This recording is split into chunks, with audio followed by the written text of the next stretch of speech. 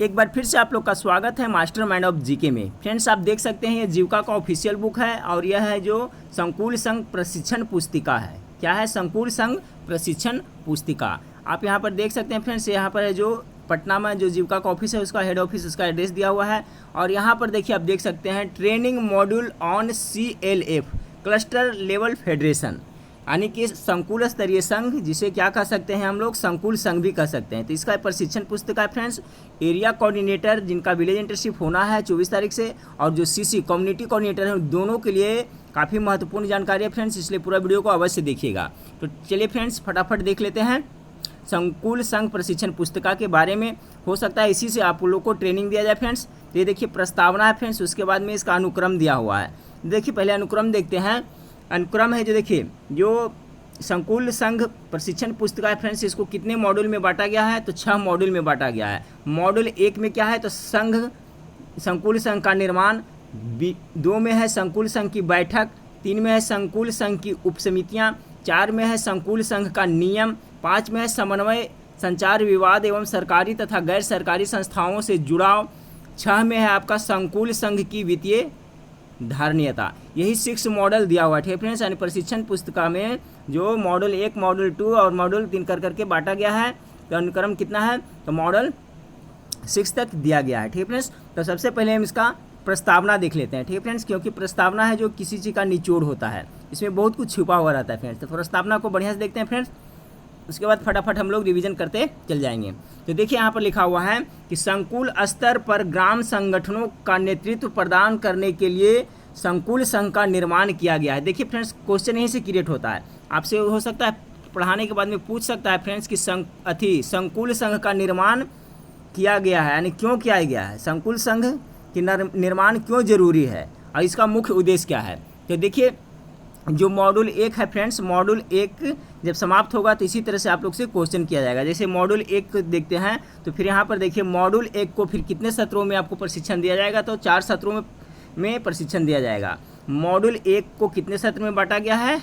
4 सत्रों में बांटा गया है। ऐसे टोटल कितना? 6 मॉड्यूल है। तो सत्र 1 में देखिए है संघ की आवश्यकता एवं उसका कार्य। सत्र 2 में आपको ट्रेनिंग दिया जाएगा संकुल संघ की अवधारणा एवं उद्देश्य। सत्र 3 में दिया जाएगा संकुल संघ के निर्माण। सत्र 4 में दिया जाएगा संकुल संघ के पदाधिकारियों के चयन का तरीका तथा उसका कार्य एवं उत्तरदायित्व। ठीक है फ्रेंड्स, तो देखिए मॉड्यूल 1 को कितने सत्रों में बांटा गया है? तो 4 सत्रों में बांटा गया है। तो मॉड्यूल 1 आज हम लोग खत्म कर लेंगे फ्रेंड्स, वीडियो थोड़ा लंबा होगा, कोई बात नहीं फ्रेंड्स। और इसका है जो फिर अपनी वेबसाइट पे मैं ये पोस्ट डाल दूंगा। तो देखिए जब आपका मॉड्यूल 1 समाप्त होगा फ्रेंड्स, तो किस तरह का प्रश्न क्रिएट किया जाता है उसके बाद से हम लोग देखेंगे प्रस्तावना। तो देखिए मॉड्यूल 1 कहाँ समाप्त होता है?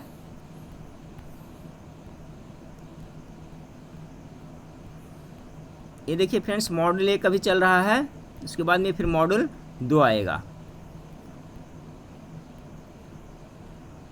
देखिए मॉड्यूल 1 यहाँ तक है पढ़ना। ठीक है फ्रेंड्स, और मॉड्यूल 1 को कितने सत्र में बांटा गया? तो 4 सत्रों में बांटा गया है। तो अब देखिए यहाँ पर क्या लिखा हुआ है, यहाँ पर से ध्यान दीजिएगा कि प्रशिक्षण समाप्ति के बाद फैसिलिटेटर प्रतिभागियों की जानकारी को विकसित करने के लिए निम्न प्रश्न पूछ सकते हैं। आप लोग को जो ट्रेनिंग देंगे फ्रेंड्स, आपको जो प्रशिक्षण देंगे वो फैसिलिटेटर होंगे, और जब प्रशिक्षण समाप्त होगा तो इस तरह का प्रश्न आपसे पूछा जा सकता है फ्रेंड्स। और ये सभी प्रश्न अभी से ध्यान दे करके याद करते चलिए, हो सकता है प्रशिक्षण के बाद 1 दिन के बाद तुरंत इंटरव्यू होगा फ्रेंड्स। तो देखिए कह रहा है संकुल संघ क्यों जरूरी है। अभी हम लोग प्रस्तावना में देख रहे थे फ्रेंड्स संकुल संघ क्यों जरूरी है। फिर देखिए पूछ सकता है इंटरव्यू में कि संकुल संघ का उद्देश्य क्या है, फिर संकुल संघ का निर्माण कैसे कर सकते हैं, पदाधिकारियों के चयन के तरीके के बारे में बताइए। तो ये सब इस टाइप का प्रश्न आपको प्रशिक्षण समाप्ति के बाद वहाँ से आपको पूछा जाएगा। ठीक है, तो चलिए प्रस्तावना से देखते हैं फ्रेंड्स, फटाफट हम लोग रिवीजन कर लेते हैं।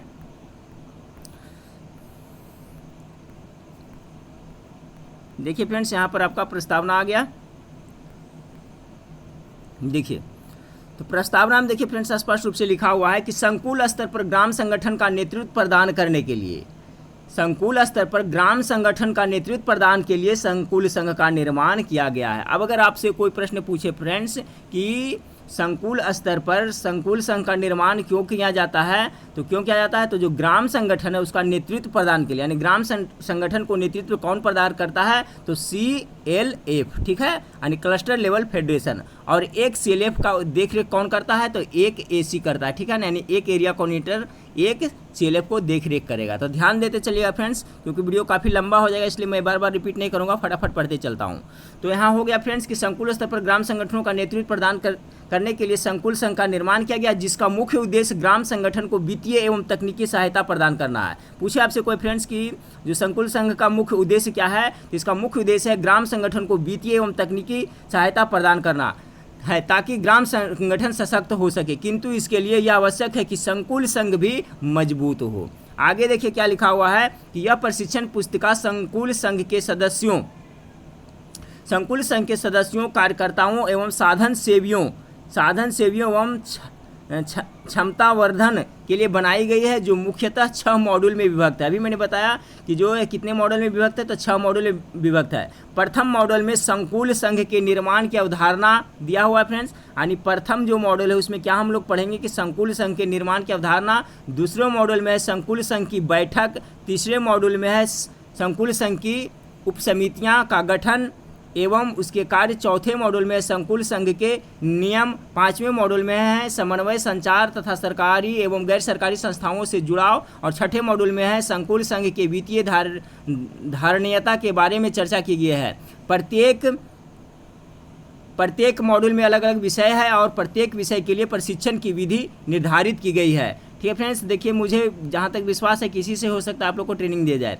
इस प्रशिक्षण पुस्तिका में उपयोग की गई प्रशिक्षण की विधियों को सरल एवं सुगम बनाया गया है, क्योंकि फ्रेंड्स आपको प्रशिक्षण दिया जाएगा तो कोई तरीका से, कोई विधि से दिया जाएगा, जैसे व्याख्यान विधि हो गया, इस तरह की बहुत सारी विधियां हैं, उसके द्वारा आपको प्रशिक्षण दिया जाएगा, ताकि इसका प्रयोग क्षेत्रीय स्तर पर ग्राम संगठन के सदस्यों, पदाधिकारियों, साधन सेवियों तथा ग्राम संगठन के कार्यकर्ताओं को प्रशिक्षित किया जा सके।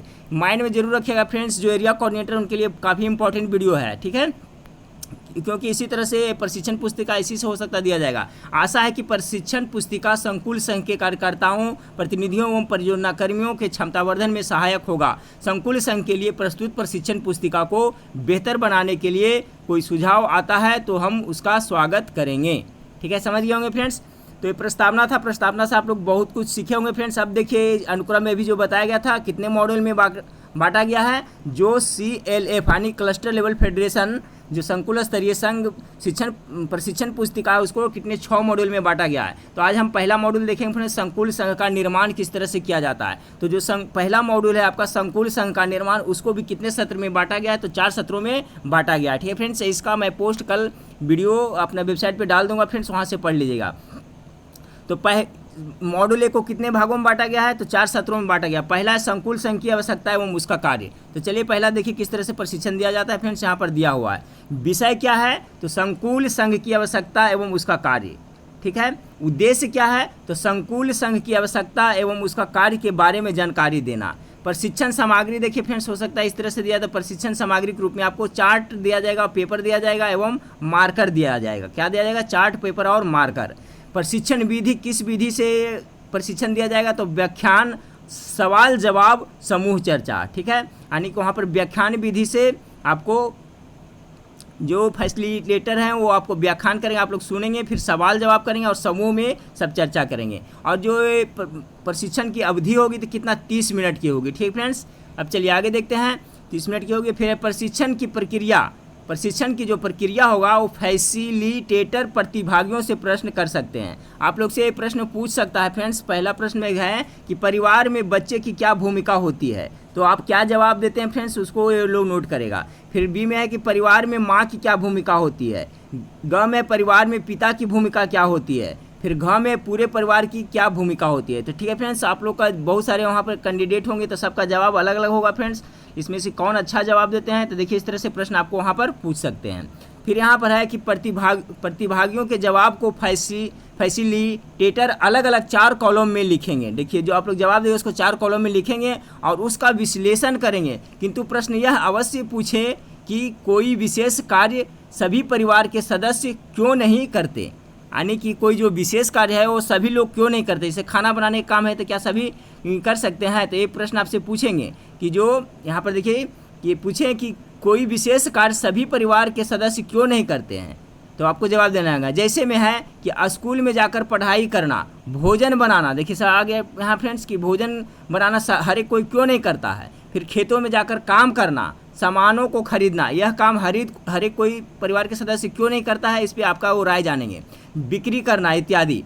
फिर आगे है कि प्रतिभागियों से जवाब मिलने के बाद फैसिलिटेटर स्वयं सहायता समूह के सदस्य समूह, ग्राम संगठन और संकुल संघ के कार्यों की व्याख्या करेंगे। तो देखिए पहला में प्रशिक्षण इसी तरह से किया जाएगा फ्रेंड्स, इस तरह से प्रश्न पूछा जाएगा और आप लोग का जवाब जो दीजिएगा उसको सब वो नोट करेगा। नोट करने के बाद में आपको फिर स्वयं सहायता समूह, एसएचजी के सदस्य समूह, ग्राम संगठन और संकुल संघ के कार्यों की व्याख्या करेगा, यानी सबके कार्य की व्याख्या। देखिए यहाँ पर सबका कार्यों का व्याख्या क्या हुआ है फ्रेंड्स, इसमें समूह है, समूह यानी क्या हो गया फ्रेंड्स, स्वयं सहायता समूह, यानी कि यहाँ पर ये क्या हो गया, SHG हो गया। फिर ग्राम संगठन यानी क्या हो गया, VO हो गया। ये हो गया क्या, CLF यानी संकुल संघ, यानी CLF संकुल स्तरीय संघ हो गया। ठीक है, क्लियर हो गया। अब देखिए कह रहा है कि समूह का क्या काम है, जो स्वयं सहायता समूह है उसका मुख्य रूप से कार्य क्या है, यहाँ पर दिया हुआ है। तो जो स्वयं सहायता समूह है, गरीब परिवार के महिलाओं का एकत्र करना एवं उसमें एकता लाना है,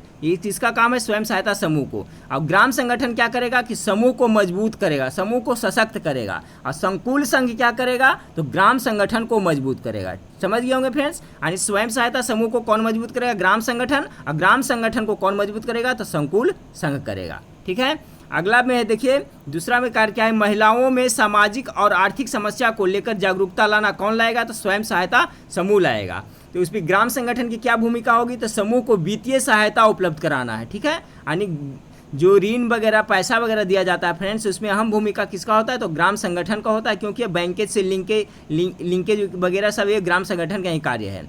तो इसमें संकुल स्तर का क्या काम होगा, तो ग्राम संगठन के सदस्यों को वित्तीय सहायता के साथ बीमा संबंधी सेवाएं प्रदान करेगा। ठीक है, यानी कि जो भी ग्राम संगठन है किसको मदद करेगा, तो स्वयं सहायता समूह को, और स्वयं सहायता समूह को मदद कौन करेगा, तो संकुल स्तरीय संघ करेगा। फिर आगे है, अगला है फ्रेंड्स कि नेतृत्व क्षमता का विकास करना। जो नेतृत्व क्षमता का विकास कौन करेगा, SHG करेगा। फिर इसमें एक क्या करेगा, ग्राम संगठन क्या करेगा, तो आजीविका और संवर्धन के लिए समूह को आजीविका संवर्धन के लिए समूह को तकनीकी एवं वित्तीय सहायता देगा। ठीक है, वित्तीय सहायता कौन देगा, तो ये ग्राम संगठन। फिर इसके बाद में है जो संकुल स्तरीय संघ क्या करेगा, तो ग्राम संगठन के सदस्यों को वित्त के लिए वित्तीय संस्थाओं से जोड़ेगा। फिर अगला है फ्रेंड्स चौथा नंबर कार्य है स्वयं सहायता समूह का कि सामाजिक समस्याओं का हल करना। सामाजिक समस्या जो छोटा मोटा उसको कौन हल करेगा, तो स्वयं सहायता समूह करेगा। और जो ग्राम संगठन है वो क्या करेगा, समूह के सदस्यों को शिक्षा, स्वास्थ्य एवं आंगनवाड़ी सेवाओं के प्रति जागरूक करना एवं उससे जुड़ने में मदद करना है। फिर इसी तरह से फिर आपका जो संकुल स्तरीय संघ है वो क्या करेगा, सरकारी गैर सरकारी स्कीम जैसे वृद्धावस्था पेंशन, इंदिरा आवास योजना, स्वच्छता एवं सफाई, विधवा पेंशन, जननी सुरक्षा योजना, मनरेगा, शुद्ध पेय जल इत्यादि से ग्राम संगठन के सदस्यों को जोड़ना। देखिए यही सब आपसे पूछा जाएगा फ्रेंड्स। हो सकता है कि इसको पढ़ाने के बाद इंटरव्यू में आपसे पूछ सकता है कि जो ये पेंशन वगैरह हो गया, इंदिरा आवास हो गया योजना, ये सब से मतलब कि कौन जोड़ेगा, तो ये यहाँ पर लिखा हुआ है ग्राम संगठन के सदस्यों को जोड़ना है। ग्राम संगठन के सदस्यों को वृद्धा पेंशन से, इंदिरा आवास से कौन जोड़ेगा, तो संकुल स्तरीय संघ है यह जोड़ेगा। तो इस सब बातों पर ध्यान दीजिएगा। पांचवा कार्य है स्वयं सहायता समूह के सदस्यों में सरकारी स्कीमों के बारे में जागरूकता लाना। ठीक है, यानी कि जो सरकारी स्कीम है उसमें जागरूकता कौन फैलाएगा, तो स्वयं सहायता समूह फैलाएगा। फिर जो VO क्या करेगा, नहीं ग्राम संगठन सरकारी स्कीमों से लाभान्वित होने वाले सदस्यों की सूची तैयार करना एवं संकुल संघ में जमा करना। अब देखिए यहाँ से कॉन्सेप्ट क्लियर हो रहा है फ्रेंड्स, देखते चलिएगा कि जो सदस्यों में सरकारी स्कीम के बारे में कौन बताएगा, तो स्वयं सहायता। फिर इसका सूची तैयार कौन करेगा, तो ग्राम संगठन करेगा। अब ग्राम संगठन जमा कहाँ करेगा, तो आपको संकुल स्तरीय संघ में। यहाँ पर स्पष्ट रूप से लिखा हुआ है इसका सूची तैयार करना एवं संकुल संघ में जमा करना। सरकारी विभागों के साथ लाइजनीज करना इस किसका काम है, तो संकुल स्तरीय संघ का काम है। छठा काम है फ्रेंड्स आपका, छठा काम है कि आयवर्धक कार्यों के लिए सदस्यों को प्रोत्साहित करना। कौन करेगा, स्वयं सहायता समूह। ग्राम संगठन क्या करेगा, स्वयं सहायता समूह के सदस्यों को आयवर्धक कार्यों को प्रबंध करने के लिए क्षमता विकास करना है। फिर इस पे में संकुल स्तरीय संघ क्या करेगा, यानी CLF इनका क्या है, तो ग्राम संगठन को कार्यों के क्रियान्वयन के लिए क्षमता विकास करना। कौन करेगा, तो CLF करेगा। तो ये सब पॉइंट पे ध्यान दीजिएगा फ्रेंड्स। उसके बाद में आपका है कि गांव में उपलब्ध स्थानीय संसाधनों के बारे में जानकारी देना, यानी गांव में क्या संसाधन उपलब्ध है, जैसे सड़क है कि नहीं, चापाकल है या नहीं, पीने का पानी है या नहीं, बहुत सारे जो छोटे छोटे संसाधन है इसके बारे में जानकारी गांव में उपलब्ध स्थानीय संसाधनों के बारे में जानकारी कौन देगा, तो स्वयं सहायता समूह देगा। उसके बाद जो ग्राम संगठन है वो गांव में उपलब्ध स्थानीय संसाधनों की सूची तैयार करेगा, ये जानकारी देगा, ये सूची तैयार करेगा, और सूची फिर कहाँ सौंपेगा, संकुल स्तरीय संघ में। वो क्या करेगा संकुल स्तरीय संघ कि गांव का सामाजिक भौगोलिक एवं आर्थिक मानचित्रण करना तथा संसाधनों के उपयोग हेतु कार्य योजना बनाना एवं क्रियान्वयन करना है। ये कार्य कौन करेगा, संकुल स्तरीय संघ। अब फ्रेंड्स जो AC है जो किसका देखरेख करते हैं, संकुल स्तरीय संघ का, ठीक है। एक संकुल स्तरीय संघ का एक तरह से जो हेड होता है फ्रेंड्स कौन होता है, तो एरिया कोऑर्डिनेटर होता है, इसलिए एरिया कोऑर्डिनेटर है जो विशेषकर इस पे जरूर ध्यान दीजिएगा। और जो CC है फ्रेंड्स वो ये दोनों पर जरूर ध्यान दीजिएगा, हालांकि सभी पे ध्यान दें फ्रेंड्स, सभी कुछ जानना इंपॉर्टेंट है।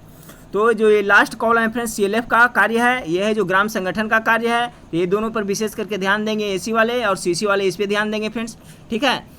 चलिए 8 नंबर कार्य में है कि आर्थिक एवं सामाजिक कार्यों के लिए सामूहिक कार्यों को निष्पादित करना। कौन करेगा, स्वयं सहायता समूह। उसके बाद है इसमें देखिए VO क्या करेगा, भोजन सुरक्षा, स्वास्थ्य सुरक्षा, आजीविका प्रोत्साहन, प्रारंभिक पूंजीकरण कोष से ऋण के लिए समूह योजना तैयार करना। फिर इसके बाद में CLF क्या करेगा, ग्राम संगठन द्वारा तैयार किए गए सूक्ष्म योजना को क्रियान्वित करना। देखिए यही सब प्रश्न आपसे पूछा जाएगा इंटरव्यू में कि ग्राम संगठन द्वारा जो तैयार किया जाता है सूक्ष्म योजना, उसको क्रियान्वित कौन करेगा, VO करेगा या CLF करेगा, तो कौन करेगा फ्रेंड्स, क्रियान्वित कौन करेगा, तो CLF करेगा, ठीक है। चलिए आगे है, फिर इसमें देखिए नहीं कुछ है फ्रेंड्स, इसमें इसका कार्य नहीं है, इसमें है जो VO का कार्य है समूह के कार्यों की समीक्षा करना एवं सलाह देना। किसका काम है, ये भी प्रश्न बनता है कि स्वयं सहायता समूह के कार्य की समीक्षा कौन करेगा, तो ग्राम संगठन करेगा। और ये क्या करेगा फ्रेंड्स, ग्राम संगठन के कार्यों की समीक्षा करना एवं सलाह देना कौन देगा, तो CLF देगा। फिर आवश्यकता अनुसार समूह को मजबूत बनाने के लिए अन्य कार्यों को संपादित करना, यानी कि स्वयं सहायता समूह को मजबूत बनाने के लिए अन्य कार्यों का संपादित कौन करेगा, VO करेगा, यानी ग्राम संगठन करेगा।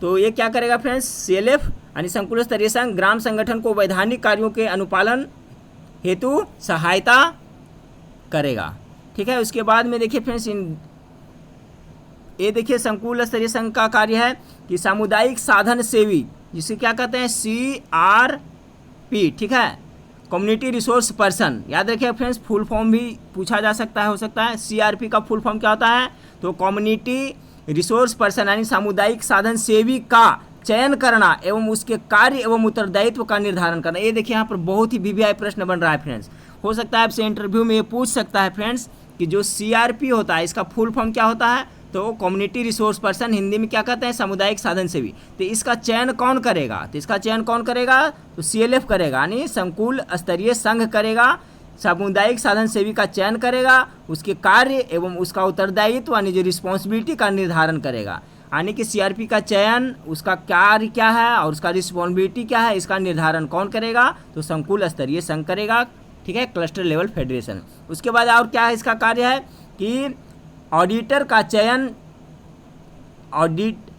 चयन करना एवं ग्राम संगठन के लेखा बही को ऑडिट करवाना। देखिए ये भी इम्पोर्टेंट है, पूछेगा कि जो स्वयं सहायता समूह है वहाँ पे जो लेखा खाता बही है तो उसका ऑडिट कौन करवाएगा, ग्राम संगठन के लेखा बही को कौन ऑडिट करवाएगा, तो जो है आपका CLF वही करवाएगा, ठीक है फ्रेंड्स। चलिए आगे देखिए क्या दिया हुआ है। हाँ फ्रेंड्स, तो देखिए ये भी काफ़ी इंपॉर्टेंट पॉइंट है, यहाँ पर लिखा हुआ है कि संकुल संघ यानी कि CLF क्यों जरूरी है।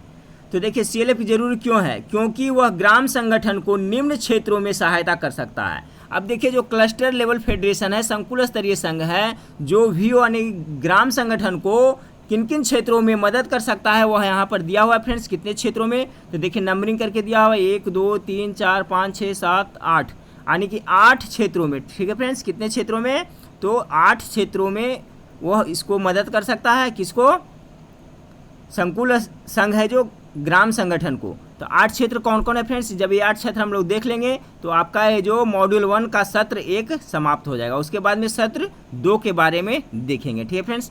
तो देखते हैं तो किन किन क्षेत्रों में मदद करेगा? जो पहला है आपका ग्राम संगठन के सदस्यों को सरकारी एवं गैर सरकारी कार्यक्रमों से जोड़ना।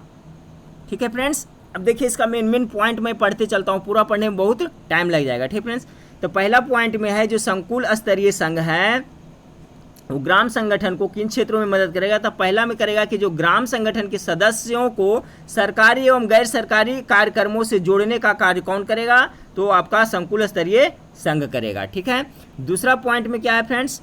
दूसरा पॉइंट में आपका है कि बैंक तथा अन्य वित्तीय संस्थाओं से सहयोग, यानी बैंक तथा अन्य वित्तीय संस्थाओं से सहयोग है जो ग्राम संगठन को कौन करेगा? तो संकुल स्तरीय संघ करेगा। तीसरा पॉइंट में आपका है कि ग्राम संगठन द्वारा निर्मित कोष का उचित उपयोग में सहायता करना। ये सब किसका कार्य है? तो संकुल स्तरीय संघ का कार्य है। किसका लिए? तो ग्राम संगठन के लिए। तो जो ग्राम संगठन द्वारा निर्मित कोष होगा का उचित उपयोग, यानी उसका उचित उपयोग में सहायता करेगा।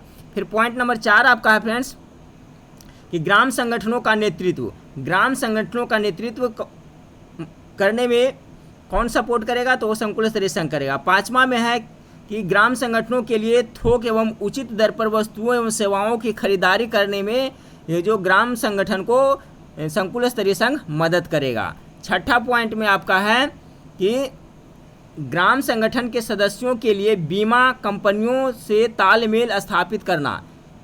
ठीक है, 6ठा ये हो गया। 7वां है आपका कि ग्राम संगठनों के बीच उत्पन्न विवादों के साधनों में सहयोग की आवश्यकता। जैसे मतलब ग्राम संगठन के बीच में कोई विवाद उत्पन्न हो गया है तो उसका समाधान में सहयोग कौन करेगा? तो जो संकुल स्तरीय संघ है वो करेगा। फिर 8 नंबर में है कि ग्राम संगठन के सदस्यों को शिक्षण, जो ग्राम संगठन के सदस्य होगा VO का जो सदस्य होगा उसको शिक्षण प्रशिक्षण कौन देगा फ्रेंड्स? तो ये जो संकुल स्तरीय संघ देगा। देखिए प्रशिक्षण संबंधी विषयों में तकनीकी सहयोग ग्राम संगठन को अपने सदस्यों को प्रशिक्षित करने के लिए तकनीकी सहायता कौन करेगा? तो ये आपका जो CLF करेगा। फिर आओ क्या है कि आवश्यकता पड़ेगी ताकि उनका क्षमता वर्धन हो सके, इसके लिए उसे संकुल स्तर पर एक मंच की आवश्यकता होगी। तो आप यहाँ समझ गए फ्रेंड्स कि जो मॉड्यूल 1 का सत्र 1 है वो सत्र 1 में हम लोग क्या पढ़ें? तो सत्र 1 में हम लोग देखें फ्रेंड्स कि संकुल संघ की आवश्यकता एवं उसका कार्य। तो यहाँ पर हम लोग देखिए काफ़ी इंपॉर्टेंट है, संकुल संघ का कार्य क्या था फ्रेंड्स, ये देख लीजिए। और इसका मैं कल इसका मैं पोस्ट बना करके अपने वेबसाइट पर दे दूंगा फ्रेंड्स, वहाँ पर से आप आराम से इसको मोबाइल में या लैपटॉप में आराम से पढ़ सकते हैं। तो हम लोग ने देख लिया फ्रेंड्स जो मॉड्यूल 1 था उसका सत्र 1 देख लिए। अब हम लोग फ्रेंड्स सत्र 2 देखिए यहाँ पर दिया हुआ है। थोड़ा शॉर्टकट में चलते हैं फ्रेंड्स, क्योंकि इसका जो PDF है कल मैं अपने वेबसाइट पर दे दूंगा तो डिटेल में पढ़ लीजिएगा, लेकिन थोड़ा हिंट्स करते चलता हूँ फ्रेंड्स ताकि आपका माइंड में थोड़ा कॉन्सेप्ट आ जाए। देखिए दूसरा में है आपका है ये क्या है? मॉड्यूल 1 का सत्र 2 है। सत्र 2 में है संकुल संघ की अवधारणा एवं उद्देश्य। संकुल संघ की अवधारणा एवं उद्देश्य के बारे में सत्र 2 में बताया जाएगा। उद्देश्य क्या है? ये तो विषय हो गया। उद्देश्य है कि संकुल संघ की अवधारणा एवं उद्देश्य के बारे में जानकारी देना। प्रशिक्षण किस विधि से दिया जाएगा? तो व्याख्यान और सवाल जवाब समूह चर्चा, विधि वही रहेगा। समय कितना है? तो 30 मिनट दे रहेगा। प्रशिक्षण की प्रक्रिया, फैसिलिटेटर प्रश्न करेंगे। क्या क्या प्रश्न करेंगे फ्रेंड्स? देखिए इसमें जो मॉड्यूल 2 है उसमें, और मॉड्यूल 2 में क्या पढ़ना है? संकुल संघ की अवधारणा और संकुल संघ यानी CLF का उद्देश्य क्या है। ठीक है, इसमें है सत्र 2 में। तो इससे संबंधित क्या प्रश्न पूछने के लिए इसमें कह रहा है कि संकुल संघ का उद्देश्य क्या होगा। तो संकुल संघ का उद्देश्य क्या है फ्रेंड्स? अभी हमने बताया कि जो संकुल संघ का मुख्य उद्देश्य है जो VO यानी ग्राम संगठन को हर एक क्षेत्र में मदद करना, उसको मजबूती प्रदान करना, उसको सशक्त बनाना, यानी ग्राम संगठन को सशक्त बनाने का कार्य किसका है? तो CLF का है। ठीक है, दूसरा में है संकुल संघ उद्देश्यों की पूर्ति कैसे करेगा। ठीक है, तो जो संकुल संघ है उसके उद्देश्यों की पूर्ति कैसे करेगा, ये सब प्रश्न आपको जो फैसिलिटेटर है वो पूछेगा। ठीक है, आगे है हाँ फ्रेंड्स, तो आगे देखें यहाँ पर क्या था कि प्रतिभागियों से जवाब मिलने के बाद जो फैसिलिटेटर हैं संकुल संघ की अवधारणा एवं उद्देश्य के बारे में चर्चा करेंगे। जब आप लोग जवाब दे दीजिएगा तो उसके बाद में ये चर्चा करेंगे कि संकुल संघ की अवधारणा के बारे में। तो कह रहा है ग्राम संगठन के सदस्यों को आर्थिक सामाजिक विकास के लक्ष्य को पूरा करने के लिए संकुल संघ अधिकतम 40 ग्राम संगठनों के प्रतिनिधियों का एक मंच होगा। ठीक है फ्रेंड्स, देखिए बहुत ही इंपॉर्टेंट बात लिखा हुआ है कि जो ग्राम संगठन है मुख्य रूप से देखिए फ्रेंड्स, जो ग्राम संगठन को मजबूती कौन प्रदान करेगा, तो जो CLF है वही जो मजबूती प्रदान करेगा। देखिए फ्रेंड्स, मैं बार बार ये इसलिए रिपीट कर रहा हूँ कि यह टॉपिक है जो नया है, जब तक बार बार रिपीट नहीं करूँगा फ्रेंड्स आपका माइंड में नहीं, एक बार में नहीं फिट बैठेगा। ठीक है, इसलिए थोड़ा रिपीट कर रहा हूँ। तो जो CLF है आपका संकुल स्तरीय संघ, उसका मुख्य उद्देश्य क्या है यानी उसका मुख्य अवधारणा क्या है कि ग्राम संगठन के सदस्यों को आर्थिक सामाजिक विकास के लक्ष्य को पूरा करने के लिए संकुल संघ अधिकतम 40 ग्राम संगठनों का प्रतिनिधियों का एक मंच होगा। ठीक है, यानी कि 40, ऐसे मैंने बताया था उसमें कितना फ्रेंड्स कि जो एक संकुल स्तरीय संघ होता है जिसमें कम से कम तो 25 से 30 ग्राम संगठन होते हैं। ठीक है, तो यहाँ पर 40 बताया गया है। यह ग्राम संगठन के सदस्यों को मजबूती प्रदान करने के लिए निरंतर मार्गदर्शक एवं सहयोग करेगा। संकुल संघ समुदाय की समस्याओं को चिन्हित करेगा और उसे समाधान के लिए मार्गदर्शक एवं सहायता प्रदान करेगा। यह ग्राम संगठन को विभिन्न प्रकार के प्रशिक्षण आवश्यकताओं को चिन्हित करते हुए उसे क्रियान्वित करने में सहयोग करेगा। ठीक है, ये किसका कार्य है, तो जो संकुल संघ है उसका। चलिए आगे देखिए कहाँ दिया हुआ है फ्रेंड्स, क्या ये देखिए यहाँ पर आपको दिया हुआ है बैठक के बारे में। देखिए आप देख सकते हैं यहाँ पर, इसके बारे में भी थोड़ा देख लें, थोड़ा जूम करते हैं। देखिए ये बैठक किसका हो रहा है, तो स्वयं सहायता समूह, ये SHG का हो रहा है जो गोलाकार के रूप में है। और ये देखिए प्रतिनिधि सभा ग्राम संगठन का, ग्राम संगठन का जो मीटिंग होता है देखिए आयताकार रूप में है फ्रेंड्स। ठीक है, इस तरह से आयताकार रूप में है, जबकि ये जो स्वयं सहायता समूह का मीटिंग कैसे होता है तो गोलाकार रूप में होता है। उसके बाद में है देखिए संकुल संघ के बारे में यहाँ दिया हुआ है। फिर यहाँ पर है संकुल संघ के दिया हुआ है, यहाँ पर प्रतिनिधि सभा हो रहा है, संकुल संघ का प्रतिनिधि ये सभा हो रहा है। चलिए आगे देखते हैं फ्रेंड्स। आगे लिखा हुआ है कि उन्हें यह बताना चाहिए कि ग्राम संगठन द्वारा जो संकुल संघ का निर्माण होगा उसकी निम्न विशेषताएं होगी। यानी कि संकुल संघ का निर्माण किससे होता है, तो ग्राम संगठन से होगा। कम से कम तो 25 से 30 या मैक्सिमम कितना भी बताया 40 ग्राम संगठन को मिला करके एक संकुल संघ का यानी CLF का निर्माण होता है। तो CLF का जो निर्माण हो उसका मुख्य विशेषता क्या है, तो यहाँ पर दिया हुआ है फ्रेंड्स, टोटल 5 विशेषता इसमें आपको दिया हुआ है। तो देखिए इसका क्या विशेषता होगा किसका, तो संकुल संघ का। चूंकि संकुल स्तर पर आसपास के अधिक से अधिक 40 ग्राम संगठन संकुल संघ के सदस्य होंगे। देखिए मैक्सिमम बताया जा रहा है कितना 40 है, कम से कम तो 25 होना चाहिए, 25 से 30। अब मैक्सिमम कितना एक संकुल संघ में CLF, ठीक है, CLF में मैक्सिमम कितना ग्राम संगठन होगा, कितना VO होगा, तो 40 ग्राम संगठन होंगे। इसलिए संकुल संघ ग्राम संगठनों के लिए एक केंद्रीय संस्था होगी। ठीक है, पूछ सकता है फ्रेंड्स कि जो ग्राम संगठन का केंद्रीय संस्था कौन है, तो संकुल संघ यानी CLF है। दूसरा विशेषता है कि ग्राम संगठन द्वारा निर्मित 12 सदस्यीय निदेशक मंडल के सभी सदस्य संकुल संघ के आम सभा के सदस्य होंगे। देखिए ये सभी विशेषता है फ्रेंड्स, ये सब पॉइंट है जो आप नोट कर सकते हैं, वेबसाइट पे कमेंट डाल दूंगा कि ग्राम संगठन द्वारा जो निर्मित होगा 12 सदस्यीय निदेशक मंडल के सभी सदस्य संकुल संघ के आम सभा के सदस्य होंगे। संकुल संघ में भी आम सभा होता है, उसका सदस्य होंगे। फिर इसमें संकुल संघ का एक प्रतिनिधि, जो संकुल CLF का एक प्रतिनिधि निकाय होगा जिसका सदस्य प्रत्येक ग्राम संगठन द्वारा निर्मित 12 सदस्य निदेशक मंडल के अध्यक्ष एवं सचिव होंगे। इसे विशेषता बताया जा रहा है संकुल संघ का। चौथा है कि संकुल संघ के कार्यों को देखरेख करने के लिए एक 12 सदस्यीय निदेशक मंडल होगा जिसका निर्वाचन प्रतिनिधि निकाय द्वारा होगा। ठीक है फ्रेंड, बहुत बड़ा ये संस्था संकुल स्तरीय संघ है जो बड़ा निकाय हो जाता है, बड़ा समूह हो जाता है। पांचवा में है संकुल संघ में कार्य प्रेरित उपसमितियां होगी जो निदेशक मंडल द्वारा निर्धारित कार्यों को संपादित करेगी। इसका निर्माण निदेशक मंडल द्वारा प्रतिनिधियों निकाय की सहायता से की जाएगी। ठीक है फ्रेंड्स, तो देखिए जो एरिया कोऑर्डिनेटर बनेंगे फ्रेंड्स उनका काम थोड़ा लंबा चौड़ा है, क्योंकि एक संकुल स्तर के वो तरह से हेड होंगे। तो ये 5 विशेषता था संकुल किसका फ्रेंड्स, आपका जो संकुल संघ का निर्माण हो उसका 5 विशेषता देख लें। उसके बाद में दिया हुआ है कि फैसिलिटेटर को यह फैसिलिटेट करना चाहिए कि संकुल संघ निम्न उद्देश्यों को पूरा करना होगा। जो संकुल संघ बनेगा उसका जो कौन कौन उद्देश्य को पूरा करेगा फ्रेंड्स, यहाँ पर दिया हुआ है। इसका भी देखिए उद्देश्य 5 दिया हुआ है, 5 दिया हुआ है। इसमें 5 उद्देश्य फटाफट देख लेते हैं। पहला है संकुल स्तर पर सभी गरीबों की पहचान करके उनकी गरीबी को कम करने के लिए जीविकोपार्जन की व्यवस्था करना। ये देखिए बहुत ही इंपॉर्टेंट यहाँ पर पॉइंट दिया हुआ है फ्रेंड्स कि जो फैसिलिटी ट्रेनर रहेंगे आपको वो संकुल संघ का उद्देश्य क्या है। तो देखिए मुख्य उद्देश्य यहाँ पर दिया हुआ है। देखिए ये सब भी आपसे पूछा जा सकता है।